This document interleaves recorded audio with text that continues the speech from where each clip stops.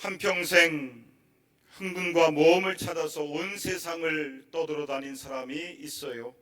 1차 세계대전에서는 이탈리아 전선의 구급차 운전병으로 일했고 2차 세계대전에서는 노르망디 상륙작전 현장에서 종군 기자로 일했으며 또 아프리카에서는 사자와 코끼리 사냥꾼으로, 스페인에서는 투사로, 프랑스에서는 특파원으로, 쿠바에서는 군수공장 사업가로, 그리고 작가로 활동을 했습니다.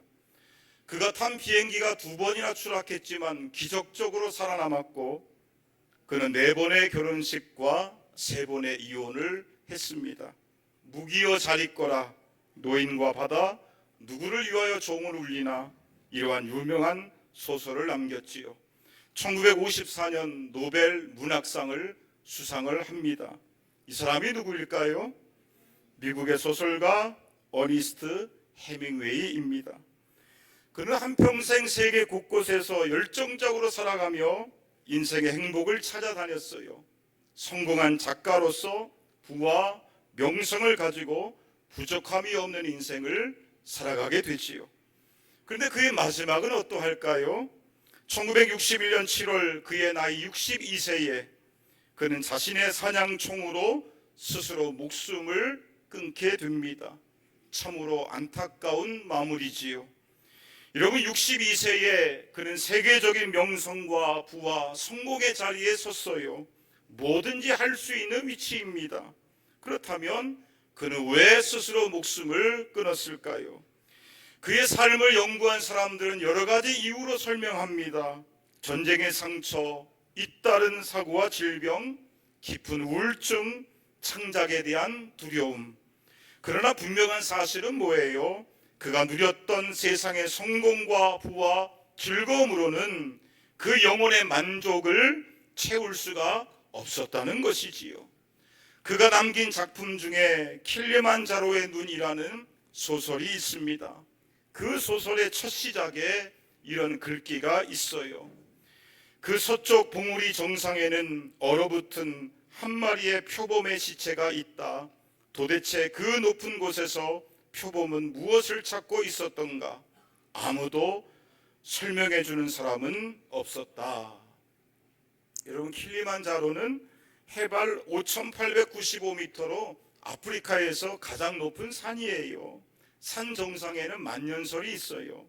그런데 그 높은 곳까지 표범이 무엇을 찾아서 올라가게 되었을까요? 표범은 평지에서 먹잇감이 충분했을 거예요. 그런데 산소도 희박하고 춥고 먹잇감도 없는 그 얼어붙은 산 정상까지 굳이 올라갈 이유가 없는 거지요. 그러나 표범은 산 정상까지 올라갑니다. 결국 그곳에서 죽고 말지요.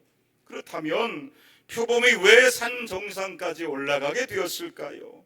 도대체 거기서 무엇을 찾으려고 했을까요?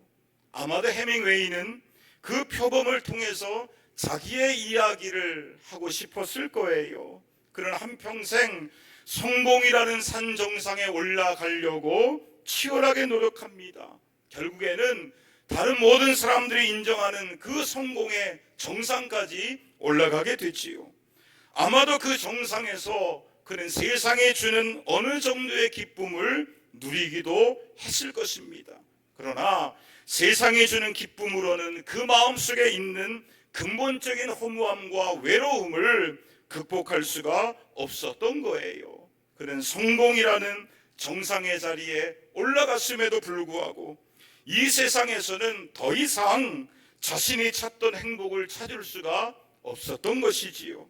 그렇게 인생의 허무함을 확인하는 순간 그는 마치 자기 작품의 표범처럼 죽음을 선택할 수밖에 없었던 것이지요. 사랑하는 성도 여러분, 우리는 과연 무엇을 위하여 살아가고 있을까요? 우리는 과연 무엇을 얻으려고 그렇게 아둥바둥 치열하게 살아가며 또 무엇을 찾으려고 어딘가의 정상을 향하여 그렇게 숨가쁘게 올라가고 있을까요? 혹시나 킬리만자로의 표범처럼 아무런 이유도 모른 채 단지 성공이라는 산을 향하여 올라가고 있는 것은 아닐까요? 오늘 성경에서 다윗은 이러한 질문에 대하여 답을 주고 있어요.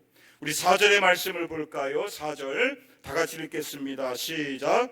여호와여 나의 종말과 연한이 언제까지인지 알게 하사 내가 나의 연약함을 알게 하소서. 다윗이 무엇을 기도합니까? 주님, 내 인생의 종말이 언제입니까? 주님, 내가 얼마나 더 살 수 있을까요? 그리고 또 기도하지요. 주님, 내가 나의 연약함을 알게 하옵소서. 지금 다윗은 어떤 상황일까요? 1절에 보니까 다윗 앞에 누가 있습니까? 악인이 있어요. 원수가 있습니다. 또 13절에 다윗은 기도합니다. 나의 건강을 회복시키소서. 이러한 내용으로 볼 때 지금 다윗은 원수들에게 고통받고 있는 상황이에요. 또한 죽을 병에 걸려서 고통 중에 있는 상황이지요.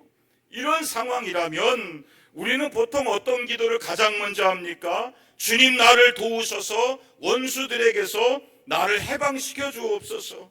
주님, 질병에서 나를 고쳐주시고 살려주옵소서. 이런 기도를 가장 먼저 하게 될 거예요. 그런데 다윗은 어때요? 건강을 위한 기도를 맨 나중에 합니다. 오히려 건강보다 더 먼저 기도한 것이 있어요. 그것이 무엇입니까? 4절에 내 인생의 끝이 언제인지, 내가 얼마나 더 살 수 있는지를 가르쳐 달라는 거예요. 그런데 이것은 주님, 내가 언제 죽게 됩니까? 그 죽을 날짜를 물어보는 것이 아닙니다. 내 인생이 얼마나 짧은지, 그리고 인생이 얼마나 덧없는 것인가를 깨닫게 해 달라는 거예요. 모세도 같은 기도를 합니다. 시편 90편 12절의 말씀을 볼까요? 우리 다 같이 읽겠습니다. 시작. 우리에게 우리 날 계수함을 가르치사 지혜로운 마음을 얻게 하소서. 여러분 따라해 볼까요? 지혜로운 마음을 얻게 하소서. 무엇이 지혜가 될까요? 우리의 날이 얼마 남지 않았음을 깨닫는 것이 지혜입니다. 무엇이 지혜가 됩니까? 우리가 이 땅에서 영원히 사는 존재가 아니라 유한한 존재이며 내 인생의 마지막이 있고 죽음이 있음을 깨달아 아는 것이 지혜인 거예요. 죽음을 기억하는 사람은 교만하지 않습니다. 내 인생의 마지막이 있고 죽음이 있으며 죽음 이후에 하나님의 결산과 심판이 있음을 깨닫는 사람은 오늘 하루하루를 허투루 살아가지 않게 되지요. 주어진 상황 속에서 하나님의 뜻을 여쭈어 보며 최선을 다하여 살아가게 됩니다. 그리고 영원한 것을 바라보며 천국을 바라보게 되지요. 그것이 지혜가 되는 줄로 믿습니다. 5절의 말씀을 볼까요? 계속해서 다윗이 무엇을 고백합니까? 내 인생이 주님 앞에서 한 뼘 길이밖에 되지 않는다는 거예요. 여러분, 손가락 한 뼘이 어때요? 얼마나 짧습니까? 그렇게 짧은 것이 우리의 인생이라는 거예요. 심지어 인생의 전성기를 보내고 있다 할지라도 그 순간이 영원히 지속되는 것이 아니라 한낱 입김에 지나지 않는다는 거예요. 여러분, 입김을 한번 불어보세요. 금방 사라집니다. 입김을 불어보세요. 손에 잡히지 않습니다. 얼마나 허무합니까? 그런데 그것이 우리의 인생이라는 거지요. 시편 90편 10절에 모세는 무엇을 말합니까? 우리의 인생이 70이요 강건하면 80이라는 거예요. 아무리 100세 시대를 살아간다 할지라도 우리가 건강하게 활동할 수 있는 나이는 사실 얼마 되지 않습니다. 그리고 그 인생의 자랑은 수고와 슬픔뿐이지요. 제가 우리 성도님들의 삶의 이야기를 들어보면 눈물 없이 들을 수 없는 이야기가 참으로 많아요. 그런데 그것이 우리의 인생이지요.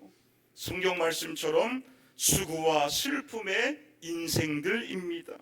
그리고 얼마나 빨리 지나가는지 마치 날아가는 것과 같다는 거지요. 제가 울산에서 목회할 때에 100세 넘으신 권사님의 장례를 집례한 적이 있습니다. 90이 넘으셔서는 거동이 불편해서 교회에 나오지 못하셨는데 제가 신방 갈 때마다 그렇게 반갑게 맞아주시고 꼭 용돈을 주세요. 속고쟁이 그 안주머니에서 정말로 꼬깃꼬깃 접은 지폐예요. 그거 한 장 꺼내가지고 목사님 가실 때 깎아 사드세요. 그러면서 용돈을 챙겨주십니다. 하루는 신방을 갔더니 구청에서 100세가 넘었다고 지팡이를 가져왔다는 거예요. 그러면서 권사님이 이런 말씀을 하시는 겁니다. 목사님, 금방 지나갑니다. 눈 깜빡할 사이에 90이 넘었고 100세가 넘었어요. 시간이 얼마나 빨리 지나가는지 금방이에요. 한순간입니다. 그때는 잘 몰랐지만 저도 요즘은 시간이 조금 빠르게 지나가는 것 같아요. 일주일이 금방이에요. 그러니 연세가 많으신 분들은 시간이 얼마나 빨리 지나가겠습니까? 다윗이 고백처럼 한 뼘 길이밖에 되지 않는 것이 우리 인생이에요. 이제 하나님께서 정하신 때가 되면 하나님께서 우리의 영혼을 부르실 텐데 그때 우리는 모든 것들을 다 내려놓고 하나님 앞에 갈 수밖에 없는 거예요. 그것을 깨닫는 것이 지혜인 줄로 믿습니다. 계속해서 다윗이 이런 고백을 해요. 6절의 말씀을 보겠습니다. 6절 다 같이 읽겠습니다. 시작. 진실로 각 사람은 그림자같이 다니고 헛된 일로 소란하며 재물을 쌓으나 누가 거둘지는 알지 못하나이다. 무슨 단어로 시작해요? 진실로. 히브리 성경을 보면 진실로라는 단어가 2번 반복되어 나옵니다. 무슨 뜻이에요? 정말로 그렇다는 거예요. 확실히 그렇다는 거예요. 틀림없는 사실이라는 거예요. 여러분, 무엇이 정말로 그러할까요? 6절에 각 사람이 그림자와 같이 다닌다라는 겁니다. 여러분, 그림자 잡을 수 있어요? 없어요? 잡을 수 없어요. 무슨 뜻입니까? 우리가 잡으려고 하는 것들, 세상의 명예, 지위, 성공, 권세, 행복, 그 모든 것들이 사실은 그림자와 같다는 거지요. 있는 것 같지만 잡히지 않는 거예요. 나인 것 같지만 사실은 내가 아니에요. 실상인 것 같지만 허상인 것입니다. 또 무엇이 진실로 그러합니까? 6절에 보니까 헛된 일로 소란하여 재물을 쌓지만 누가 거둘지 알지 못한다는 거지요. 신문기사 하나 볼까요? 제목이 뭡니까? 60억대 갑부 할머니 한강 투신 자살. 2005년도 6월 달에 일어난 사건이에요. 77세의 할머니가 재산이 얼마냐? 60억 원이 넘어요. 근데 남편은 바람이 나서 벌써 집을 나가버렸고 또 자식들은 어머니의 재산을 차지하려고 서로 싸우는 겁니다. 서로 법정에 고발하고 재판까지 가는 거예요. 이 할머니가 아무리 싸움을 말려도 안 되는 거예요. 결국 가족들이 서로 싸우는 모습을 보고 마음이 너무 괴로운 것입니다. 그래서 이 할머니가 스스로 목숨을 끊었다는 거지요. 여러분, 77세의 할머니가 60억의 재산을 모으려면 얼마나 많은 노력을 했을까요? 그동안 얼마나 치열하게 살아왔으며 또 얼마나 많은 고생을 했을까요?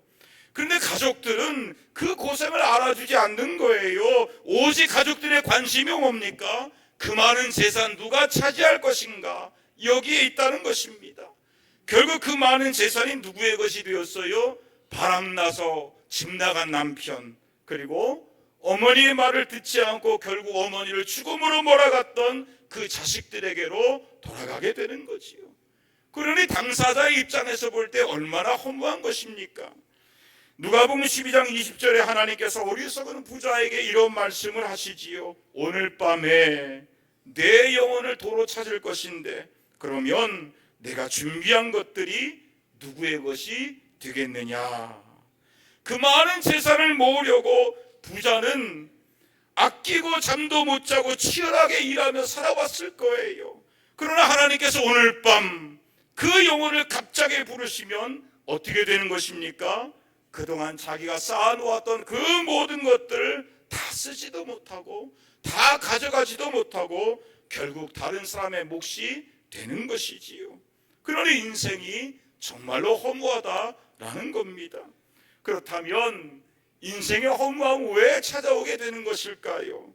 창세기 2장 7절의 말씀을 보겠습니다. 다 같이 읽겠습니다. 시작. 여호와 하나님이 땅의 흙으로 사람을 지으시고 생기를 그 코에 불어넣으시니 사람이 생명이 되니라. 하나님께서 사람을 무엇으로 지으셨습니까?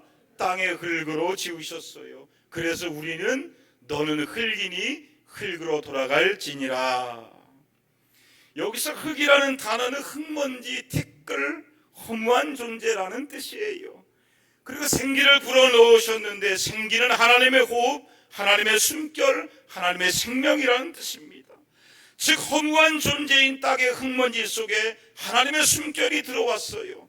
그래서 무엇이 되었습니까? 생명이 됩니다. 살아있는 영적인 존재가 됩니다. 그것이 바로 사람인 거예요. 즉 사람은 하나님의 생기로 살아가는 존재예요. 하나님의 호흡, 하나님의 숨결, 하나님의 생명으로 살아가는 존재가 사람입니다. 사람은 결코 육체 덩어리가 아니라는 거지요. 저는 저와 여러분이 육체의 호흡만으로 살아가는 것이 아니라 하나님 주신 영의 호흡으로 살아갈 수 있기를 원합니다. 하나님 주시는 생기로 살아갈 수 있기를 축원합니다. 원래 하나님께서 창조하신 사람은 생명이에요. 살아있는 영적인 존재입니다. 그래서 사람에게는 하나님의 생기가 지속적으로 공급되고 유지되어야 되는 거예요. 그래야 생명으로서 살아가게 되는 거지요. 그래야 영적인 갈급함과 목마름이 채워지게 되는 것입니다. 즉 인간은 태생적으로 본질적으로 누가 필요한 존재예요? 하나님이 절대적으로 필요한 존재예요. 근데 인간이 죄를 지음으로 말미암아 하나님과의 관계가 단절이 되지요. 하나님의 생기가 인간에게 공급되지 않게 됩니다.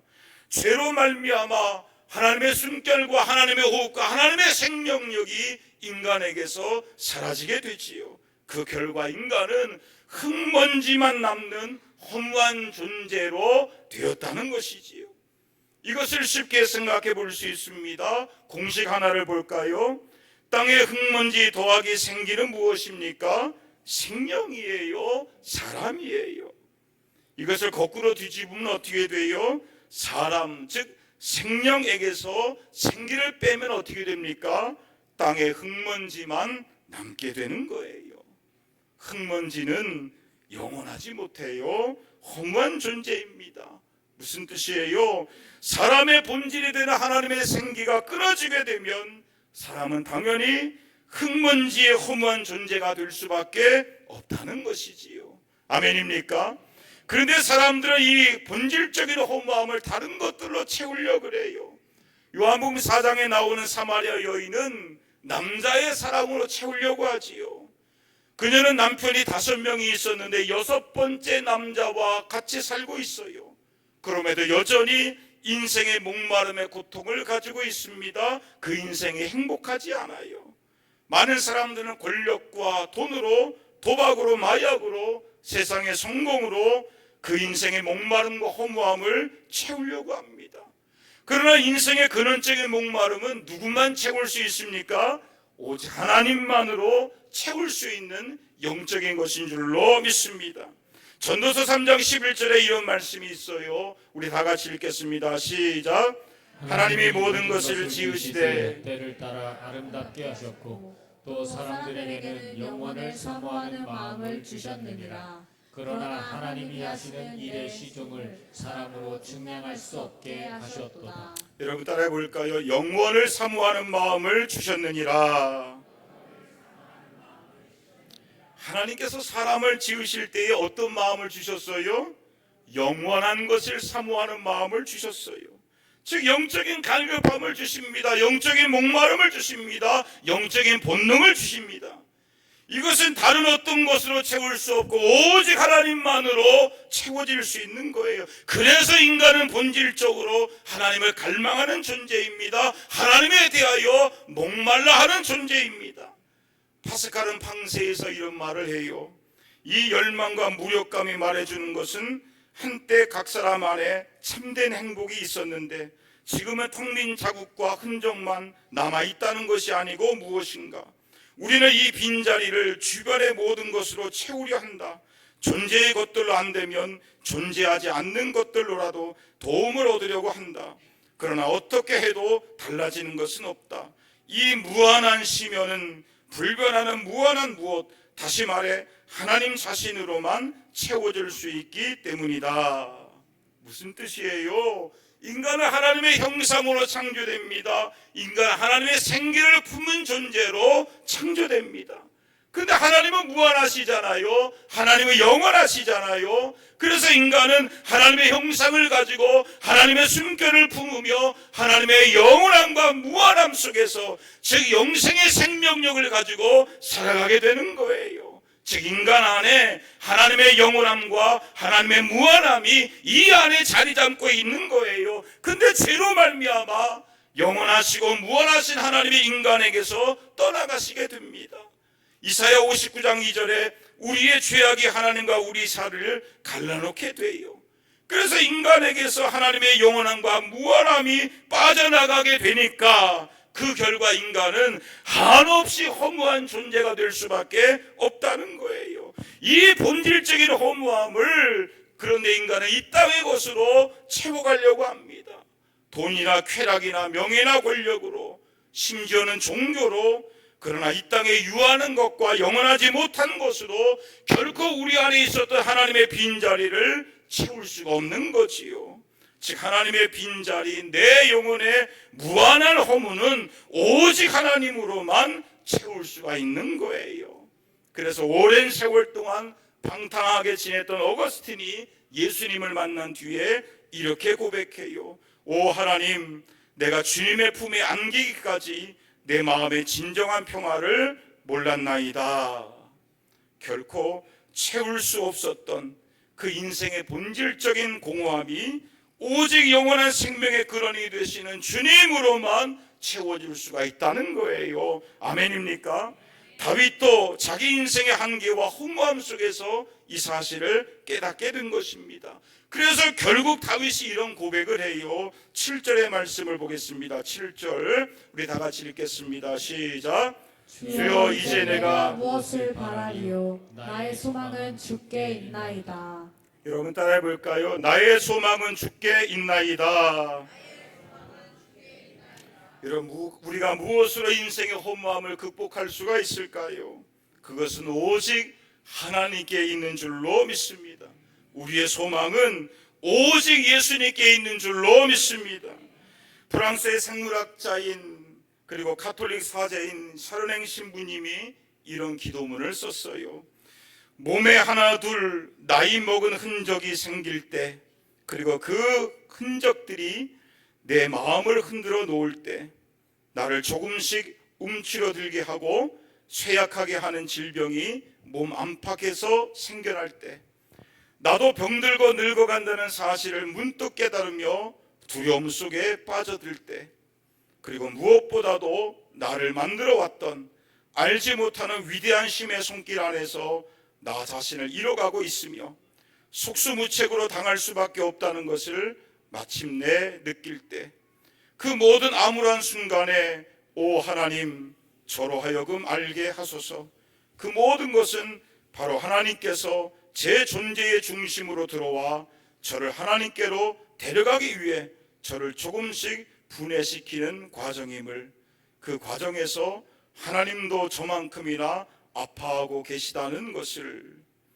여러분, 이 기도문이 말해주는 것이 뭐예요? 어느 누구도 죽음을 이길 수 없다는 거지요. 죽음 앞에서 우리가 할 수 있는 것은 아무것도 없다는 거지요. 하나님께서는 죽음을 통해서 우리의 영혼을 부르고 계시는 거지요. 그래서 우리는 죽음 앞에서 겸손을 찾고 하나님을 찾을 수밖에 없는 거지요. 히브리서 9장 27절에 이런 말씀이 있잖아요. 우리 다 같이 읽겠습니다. 시작. 한 번 죽는 것은 사람에게 정해진 것이요 그 후에는 심판이 있으리니. 사람이 죽는 것은 누가 정하신 거예요? 하나님 정하신 거예요. 그래서 모든 사람은 반드시 죽습니다. 저와 여러분도 시간의 차이는 있겠지만 하나님께서 우리의 영혼을 부르시면 우리는 하나님 앞에 갈 수밖에 없는 거지요. 죽음은 분명한 현실입니다. 누구도 피할 수 없는 진실입니다.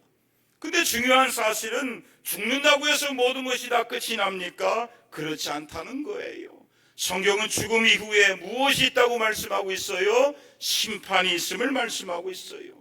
우리가 이 땅을 살아가면서 과연 내 인생의 창조주요 주권자요 심판자가 되시는 하나님을 경외하며 살았는가? 과연 예수님을 영접하여 죄를 씻고 하나님의 자녀가 되었으며 부활과 영생을 소유했는가? 우리가 과연 하나님의 뜻에 합당하게 살아왔는가? 우리가 과연 하나님 기뻐하시는 열매를 맺으며 살아왔는가? 여기에 대하여 분명한 심판과 결산이 죽음 이후에 있다는 것이지요. 그런데 무엇이 우리를 하나님의 심판에서 구원할 수 있습니까? 즉 무엇이 우리의 죄의 문제를 해결할 수가 있을까요? 요한일서 1장 7절에 이런 말씀이 있습니다. 그 아들 예수의 피가 우리를 모든 죄에서 어떻게 해주십니까? 깨끗하게 해주시는 줄로 믿습니다. 에베소서 1장 7절에 우리는 그리스도 안에서 그 은혜의 풍성함을 따라 그의 피로 말미암아 속량 곧 무엇을 받게 됩니까? 죄사함을 받게 되는 줄로 믿습니다. 예수님의 십자가의 피가 우리의 죄를 씻어주는 거예요. 예수님의 십자가의 피가 우리의 죄를 용서해 주시는 거예요. 예수님의 십자가의 피가 우리를 죄에서 구원해 주시는 것입니다. 아멘입니까? 여러분, 우리 인생에서 가장 중요한 것이 뭐예요? 죄사함의 문제이고 영생의 문제예요. 영혼 구원의 문제입니다. 부자와 나사로의 말씀처럼 이 땅에서 아무리 성공하고 부자가 되었다 할지라도 죽음 이후의 심판에서 지옥 형벌을 받게 된다면 그것만큼 불쌍하고 안타까운 것이 어디에 있겠습니까? 그러므로 영혼 구원이 우리 인생에서 가장 중요하고 가장 큰 축복이 되는 줄로 믿습니다. 요한복음 3장 16절에 이런 말씀이 있지요. 우리 다 같이 읽겠습니다. 시작.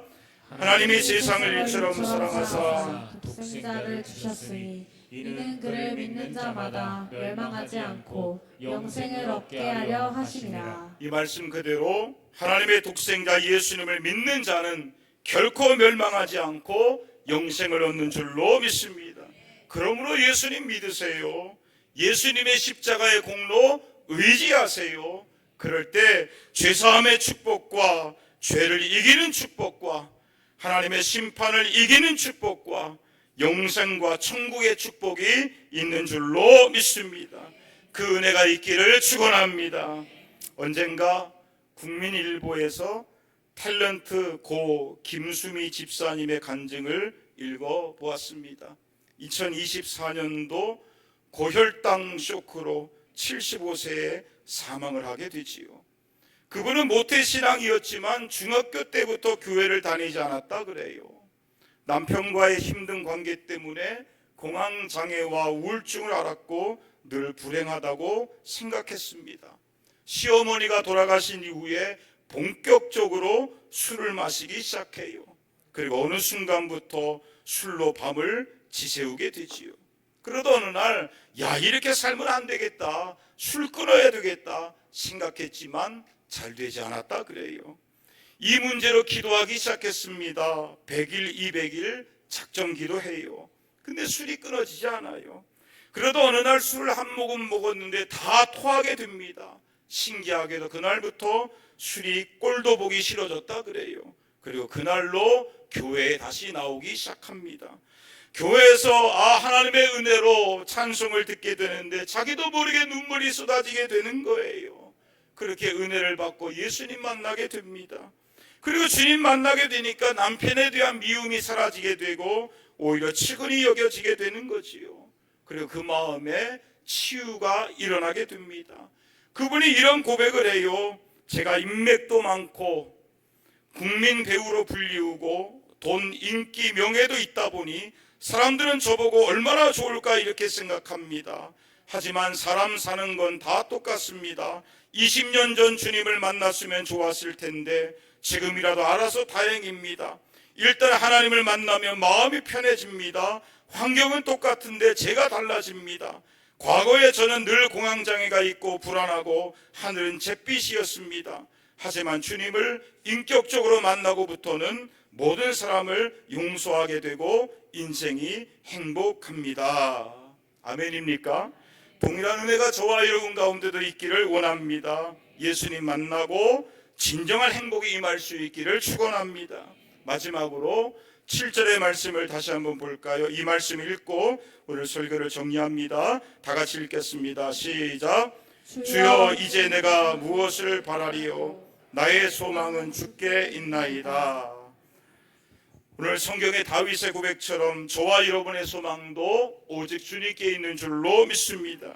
여러분, 우리의 인생에 참된 소망이 예수님께 있다면 우리 교회가 이 땅에 존재하는 목적은 분명한 거예요. 바로 주님이 없어서 허무한 인생의 길을 걷고 있는 영혼들에게 우리 교회가 영원한 소망이 되시는 예수님을 전하는 그 구원의 방주의 사명을 감당하는 거지요. 하나님께서 64년 전에 이곳에 교회를 세워주신 이유는 우리끼리만 기뻐하고 우리끼리만 즐거워하라 그런 뜻이 아닙니다. 주님 알지 못해서 죄의 심판을 받고 멸망할 수밖에 없는 수많은 영혼들을 구원하라고 이곳에 교회를 세워주신 줄로 믿습니다. 그러므로 우리는 이 복음을 전하는 사명들을 감당할 수 있기를 원합니다. 참으로 주님 오시는 그날까지 생명을 살리는 교회요 영혼을 살리는 교회로 더 든든히 설 수 있기를 예수님의 이름으로 축원합니다. 아멘.